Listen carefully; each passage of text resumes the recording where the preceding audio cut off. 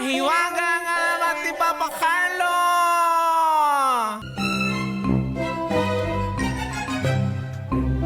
Kilala niyo ba si Christopher Columbus?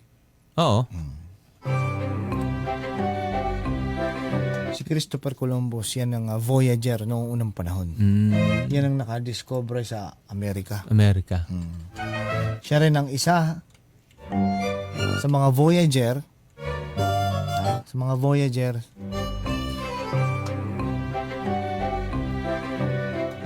na naglalayag sa buong mundo. Oh, grabe. Kasi nagtatalo sila noong unang panahon. Naging kasama niya yung lola ni Dora. Ex niya yun. Yung lola ni Dora. Oh.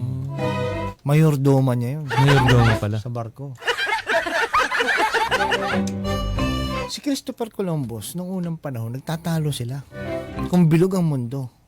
Sabi nila, hindi flat yan. Isang malawak lang yan na Pag flat. sa dulo niyan, mahulog na sila. Parang ganon. Oh. Hindi, ang sabi nga nila, tatalo sila. Noong unang panahon pa yan. Nagtatalo sila. Nakita niyo yung Antarctica, yung mga ice wall. Yan ang dulo ng mundo. After nyan, ibang mundo na yan. Pinuntahan nila. Sabi nga nun ni Christopher Columbus, bakit ganon? Pag naglalayag ako, pag dinire-diretso ko, bumabalik ako sa kabilang dulo. Okay. Yun ang sabi niya. Yun ang explanation niya.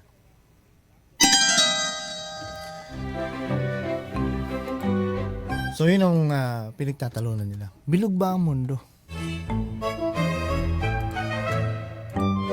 Gets mo? Parang, sabi niya, halimbawa lang, example lang. Pag umalis ako dito sa point na to, dinire-diretso ko lang, di ako liliko. Napupunta ako sa likod. Walang ending. Babalik ako rito, pero sa likod na part. Ibig sabihin, umikot ako.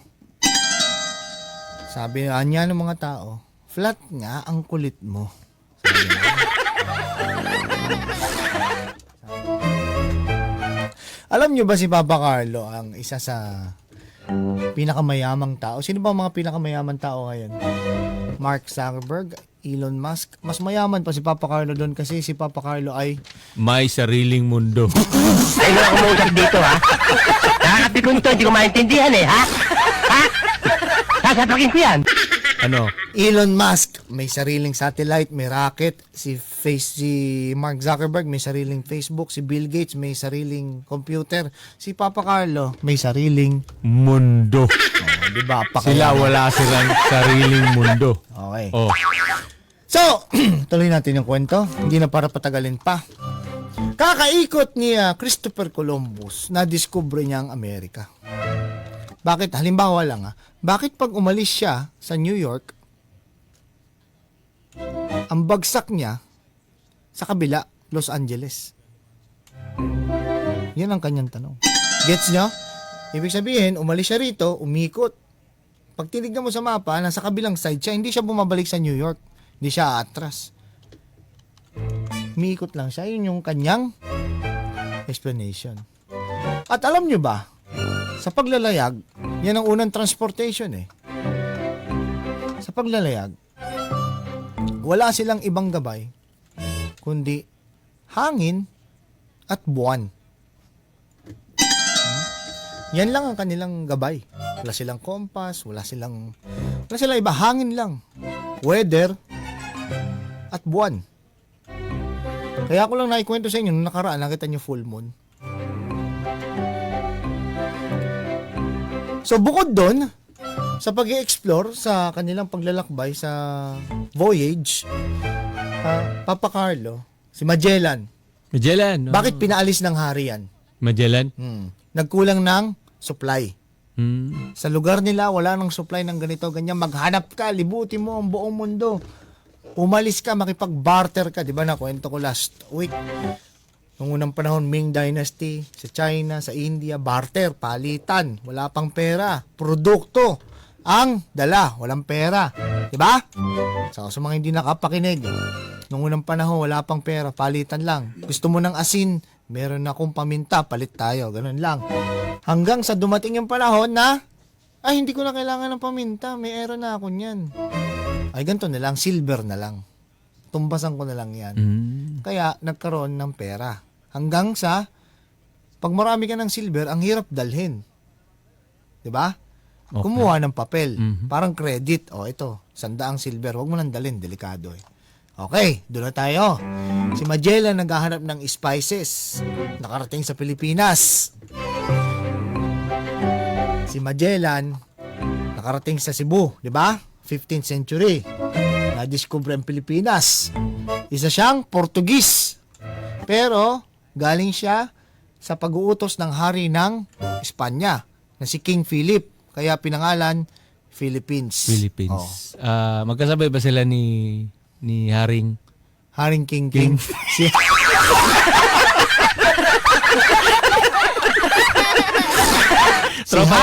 Si Haring King. Yan ang kauna-unang hari. Maraming asawa yan. 17. 17. Yan yung mga hari ng hari, di ba? Oh, hari ng mga hari. So ibig sabihin, under pala yan si King Philip? Sa Wala, under yan. Under. Tauhan lang yan. Tawan lang yan. Si Haring King. Walang say yun. Sabi niya sa mga asawa niya, Mex mo na yan. Tornado kita yan. Ang asawa niya, tinutornado niya. Sabi siya, tornado ni Enzo na yan! Tornado! Oh. So, balik tayo kay Christopher Columbus. Pinaghanap siya ng spices. Supply. Bukod sa spices, supply ng pagkain. Kakaikot niya, wala na siya makitang ibang supply. Alam mo kung ano yung hinahanap niya? Ano yun? Masala. Masala yan. Masarap na masala na yan. Masala. Masala. Paprika. Imekos-mekos na yan, insan. Biryani. Dumating din ang panahon na taghirap. Nag-aagawan sa supply.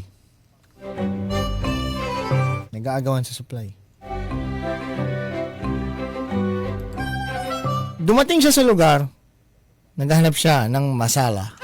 Sabi, Insan, di yan pwede Insan na yan. Hindi ko pwede bigay sa iyo, Insan.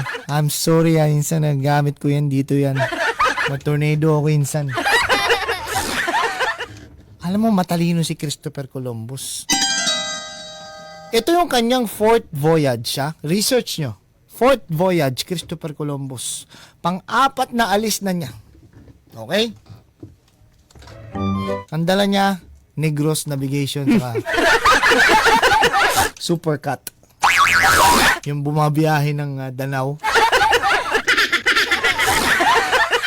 Pabohol. Yan ang biyahe niya, Tagbilaran. Nirentahan niya yun. Ayaw siya bigyan ng supply. Hindi siya pwedeng bumalik sa lugar niya nang wala siyang bitbit. Sabi niya, paano anya ito?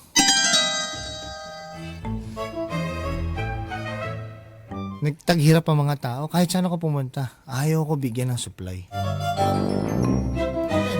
Nag-iisip si Christopher Columbus, paano anya ako makakuha ng supply? Hanggang sa, nakatingin lang siya. Alam niyo, pag tulala ka, nakatingin ka lang sa kisame.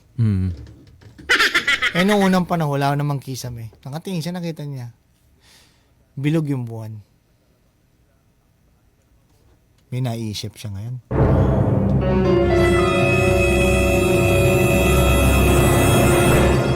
Sungkitin niya yung buwan. Kinausap niya yung leader. Kinausap niya yung leader. Tinawag niya Sam. Alam mo kung sinong kausap niya yung leader?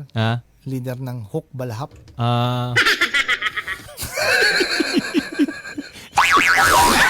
Tinawag niya eh. Hook Balahap. Sabi niyo. Liga dito. Halika rito. Akin ang listen. Ba't mapula mata mo? Nagdadrugs ka, no?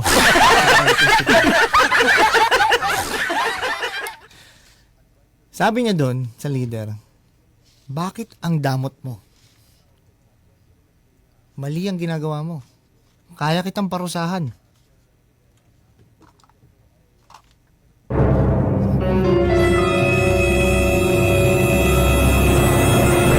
Di mo ba alam? Ako ang pinadala. Ako ang sugo. Sabi niyan ganun. Hmm.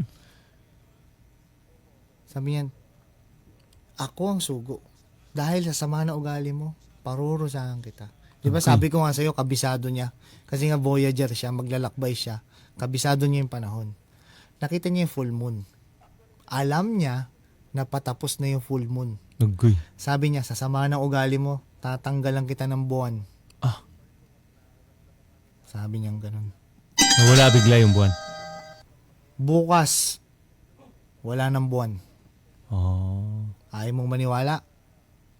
Pagkatapos niya may parating na sakit. Tinakot niya yung mga taga roon. Pag di mo binigay sa akin yan, mawawala ang buwan. Na which is nagkatotoo na wala. Eh sabi nung leader ng Hukbalhap, bluff. Oh, scam. Ang tagal na niyan dyan, di nawawala yan. Oh, scam daw, scam. Yan ang ano, alam nila, tinitignan din nila yung buwan. Eh alam niya kung kailan mawawala. Kinabukasan, nawala nga yung buwan.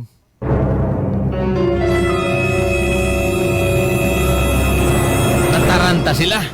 Natakot sila. Oo. Sabi, grabe. Totoo nga. Ikaw ang sugo. Naniwala sila, natakot sila. Huwag mo ipadala yung sakit. Sabi niya gano'n. Binigay yung supply. Natakot, mga tao. Binigay supply. Eh alam niya, babalik naman yung full moon. Binalikan niya ngayon. Sabi niya, dahil mabait kayo, ibabalik ko na ang buwan. Sabi, dahil mabait kayo, ibabalik ko na ang buwan. Sa inyo na uli yan. Sabi niya gano'n. Naniwala naman yung... Bumalik. Bumalik yung buwan. Naniwala yung mga gunggong. Sabi, ikaw talaga. Sabi, ikaw pala ang sugo. Sabi gano'n, palakpakan sila. Maraming salamat. At simula noon, di na siya bumalik doon. Sabi niya, huwag tayo bumalik doon. Bukas wala uli yung buwan. Sabi niya. ikaw ay Sabi niya. Ngayon, ipapakita ni Papa Carlo ang mapa. Drawing mo na yun. Drawing mo na yung mapa. Na-drawing ko na. Ito na po. Ipapakita na po ang mapa. Tingin nga. Hoy sa'yo, ikaw ay Bakit ganyan yung mapa na sa loob ng taso? Ha? Ano yan? Ayan yung nakita ko dun sa derm clinic. Parang anatomy yan eh. Nakita ko yan dun sa sa derm clinic. Oo. Nagpa-consult kasi ang daming an-an. Parang hindi mapa yan eh. Parang ano yan, buni. Buni, ringworm.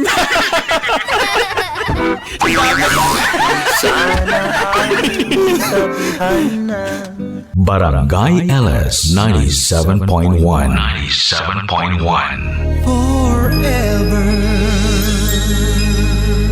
Number 1